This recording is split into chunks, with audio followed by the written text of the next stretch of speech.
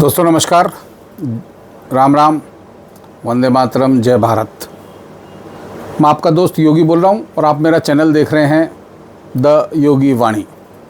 और आप इस चैनल पर यदि पहली बार आए हैं तो इसे सब्सक्राइब करें और इसे लाइक करें, शेयर करें। यदि कंटेंट पसंद आता है तो आप इसको दूसरे लोगों को शेयर करें। आइए दोस्तों, आज बात करते हैं हम राजस्थान की राजनीति की, क्योंकि चुनावी बिसात बिछ गई है और एक सबसे बड़ा परिवर्तन जो आया है, राजस्थान की वोटिंग डेट 21 नवंबर आई थी। उस दिन देव उत्थापन एकादशी, यानी यहाँ देव उठनी एकादशी मानी जाती है। बहुत सारे वैवाहिक कार्यक्रम थे, तो चुनाव आयोग को पार्टियों ने लिखा है और चुनाव आयोग को बाद में इसमें संज्ञान लिया गया। पता चला कि जयपुर में उस दिन 30,000 शादियां हैं, तो उसको चेंज करते हुए उन्होंने अब तारीख कर दी 25। बाकी कार्यक्रम में कोई बदलाव नहीं किया गया। तो अभी बिसात बिछ गई है और मंथन चल रहा है चुनावी लिस्टों पर। कांग्रेस की सूची अभी जारी नहीं हुई है। एक सोशल मीडिया पे एक चर्चा चली थी, उसकी लिस्ट मार्केट में आ गई है। कुछ अखबारों ने भी इसकी खबरें उजागर की हैं, लेकिन अभी कुछ फाइनल हो नहीं पाया है।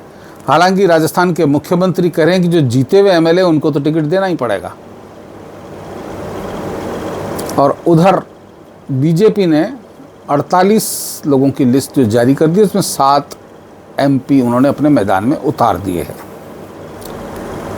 और अभी तक मुख्यमंत्री का चेहरा उजागर नहीं किया गया है। और मुख्यमंत्री के चेहरे के रूप में एक बात बहुत स्पष्टतया नजर आ रही है, राजनीति संभावना का खेल है, कुछ भी हो सकता है। मैं जो बात कर रहा हूँ वो गलत भी हो सकती है, लेकिन जो अभी तक देखने में आ रहा है, संभावना ऐसी नज़र आ रही है कि राजस्थान में यदि बीजेपी की सरकार बनती है तो पूर्व मुख्यमंत्री रही वसुंधरा राजे सिंधिया इस बार मुख्यमंत्री नहीं बनने जा रही, ऐसा कुछ संकेत मिल रहा है।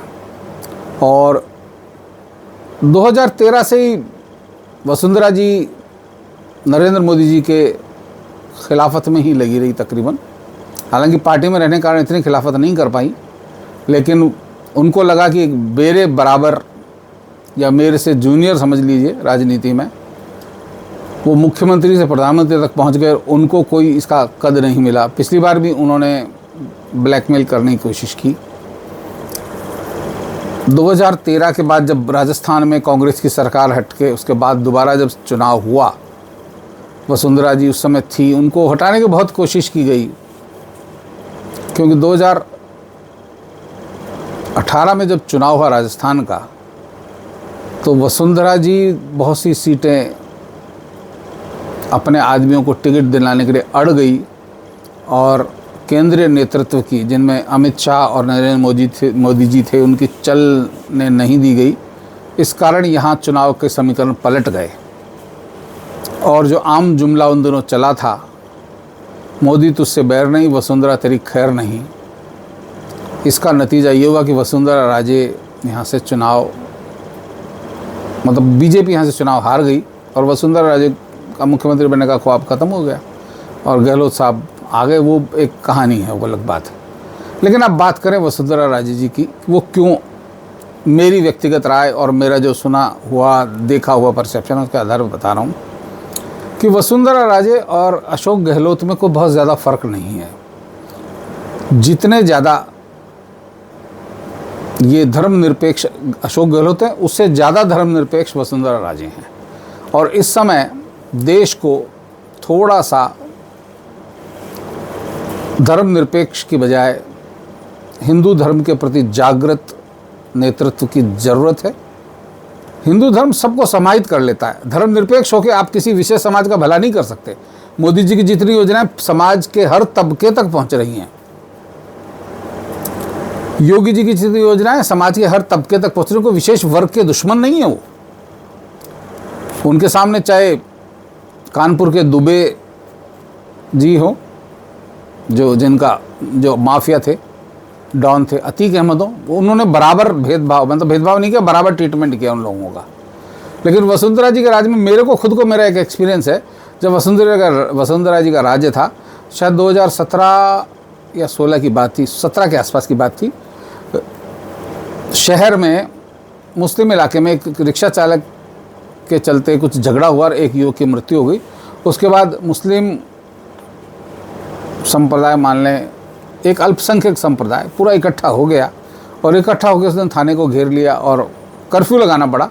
हालांकि स्थितियां बाद में नियंत्रण में कर ली गई, कौन ने क्या किया वो सब पुरानी चीज़ों में चला गया। लेकिन उस समय अगर सरकार कड़ाई से काम लेती, योगी स्टाइल में काम होता, तो शायद स्थितियां कुछ और होती।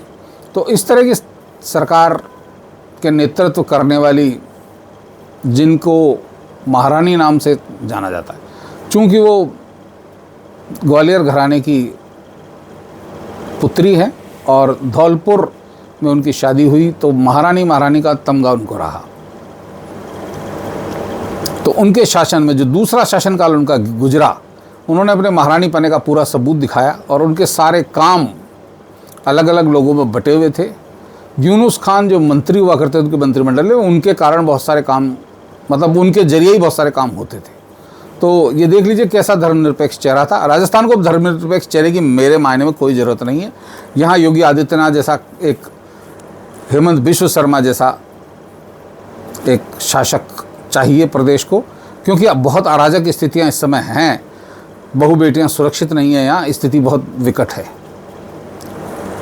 और वसुंधरा जी की कार्य करने की शैली जो है वो बहुत अक्खड़ टाइप की है। राजसी जो उनके गुण हैं, जनता से नहीं मिलना, जनता से संवाद नहीं रहना। और एक सबसे बड़ी बात आप देखें, गहलोत सरकार बनी है 2018 में, है ना, और तब से वसुंधरा राजे देपते से गायब हैं। पिछले 6 महीने से वो एक्टिवेट हुई हैं। ऐसे ही उनके समर्थक हैं जिनको टिकट नहीं मिला।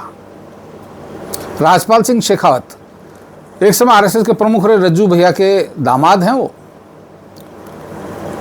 छात्र संघ के में से राजनीति शुरू करें, बहुत एक्टिव नहीं रहे और अभी भी एक्टिव नहीं है। अब उनका टिकट काट दिया गया तो कह रहे नहीं नहीं हमारा टिकट कैसे कर दिया। इसी तरह पूर्व उपराष्ट्रपति भैरों सिंह शेखावत के दामाद हैं नरपत सिंह राजवी, झोटवाड़ा से, जिनको जो राजपूत बहुल्य सीट मानी जाती है, वहाँ से जीतते आए।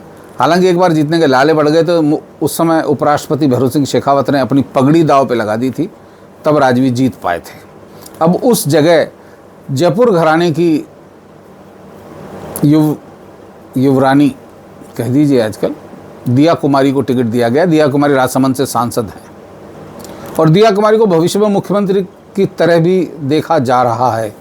हालांकि मेरे को नहीं लगता कि केंद्रीय नेतृत्व इतना ज़्यादा उनको इतनी जल्दी कोई मौका दे सकता है, लेकिन नरेंद्र मोदी जी की पिछली सभा में जिस तरह से दिया कुमारी ने एंकरिंग की, पूरा संचालन किया, उससे चांस थोड़े लग सकते हैं कि मोदी जी की शैली कुछ ऐसी है कि वो जिन चीज़ों को धीरे धीरे बढ़ावा शुरू करते हैं, फिर वो अंततः उसी में परिणाम होता है। तो इसी तरह है। वैसे बहुत से लोग कह रहे हैं कि बनी पार्क से राजपाल सिंह शेखावत को टिकट दिया जाना, लेकिन मेरी व्यक्तिगत राय है कि राजपाल सिंह शेखावत बीजेपी के लिए असेट नहीं है। अब असेट नहीं है। अब पुराने राजनेताओं पर लगातार दाव खेल खेल के यहाँ क्या हासिल होने वाला है, ये बताइए। एक समय था जब भैरों सिंह शेखावत यहाँ मुख्यमंत्री हुआ करते थे, उनके अलावा कोई दूसरा चेहरा नहीं था।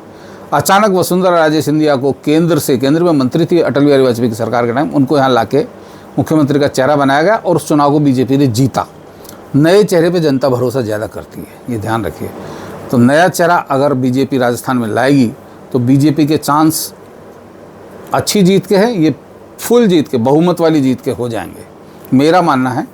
पॉलिटिकल विश्लेषक और अलग अलग तरीके से विश्लेषण करते हैं, जातीय समीकरण भी निकालते हैं, या जातीय समीकरण भी है। अब एक भरतपुर की सांसद अनीता जी, उनको टिकट नहीं मिला तो वो विरोध करने में आ रही हैं, कह रही मैं लड़ूंगी, मैं बहुत आगे निकल चुकी हूँ।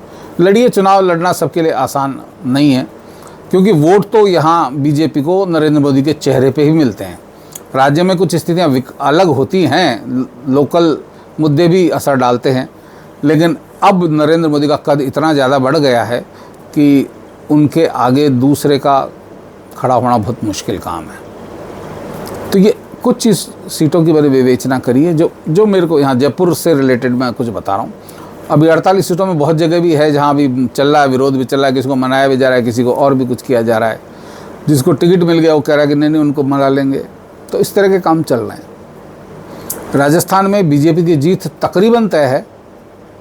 वोटरों ने बिल्कुल ठान लिया है कि बीजेपी जीतने वाली है। इसलिए यहाँ कोई ऐसी स्थिति नहीं है। लेकिन ये तय है कि राजस्थान में अब मुख्यमंत्री वसुंधरा राजे नहीं बन पाएंगी। लेकिन राजनीति समीकरणों का खेल है, समीकरण क्या बनते हैं क्या बिगड़ते हैं इसका लगता नहीं। लेकिन जहाँ तक प्रधानमंत्री नरेंद्र मोदी जी और गृह मंत्री अमित शाह जी की जो राजनीतिक खासियतें हैं उनके चलते और उनसे वैर लेके वसुंधरा जी ने जो काम किया है वो मेरे को लगता नहीं कि वो बहुत ज़्यादा इसमें अपना प्रभाव जमा पाएंगी। उलट यही है कि उनको अपने पुत्र को राजनीति में थोड़ा सा अगर आगे बढ़ाना है तो अपने कदम पीछे खींच लेने चाहिए। एक नया चेहरा राज्य की अच्छी प्रोग्रेस करेगा, ये अच्छी बात है, क्योंकि राज्यवर्धन सिंह राठौड़ को जो टिकट मिला वो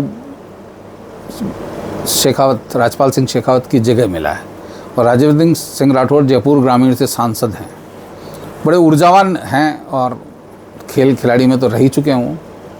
तो ऐसे लोगों को नेतृत्व मिले तो बेहतर स्थिति है। नेतृत्व की कमी किसी में नहीं होती, हालांकि नेतृत्व आगे आता है और चलाया जाता है। और एक हल्का सा इशारा और कर दूं, ये भी तय है, लग रहा है अभी, कि मध्य प्रदेश जो बिल्कुल अपने से सटा हुआ राज्य है, वहाँ के मुख्यमंत्री अगर वहाँ बीजेपी जीतती है, जिसके बीजेपी के चांस बहुत ज़्यादा प्रबल हो चुके हैं अब, 2-3 महीने पहले स्थिति कांग्रेस की स्ट्रांग थी, लेकिन कांग्रेस अपने आत्मघाती कदमों से धीरे धीरे वहाँ फिसले जा रही है। और शिवराज सिंह चौहान जो वहाँ मुख्यमंत्री हैं उनके कार्यों की सराहना हो रही है, उनके कारण वहाँ उनका कद बढ़ रहा है।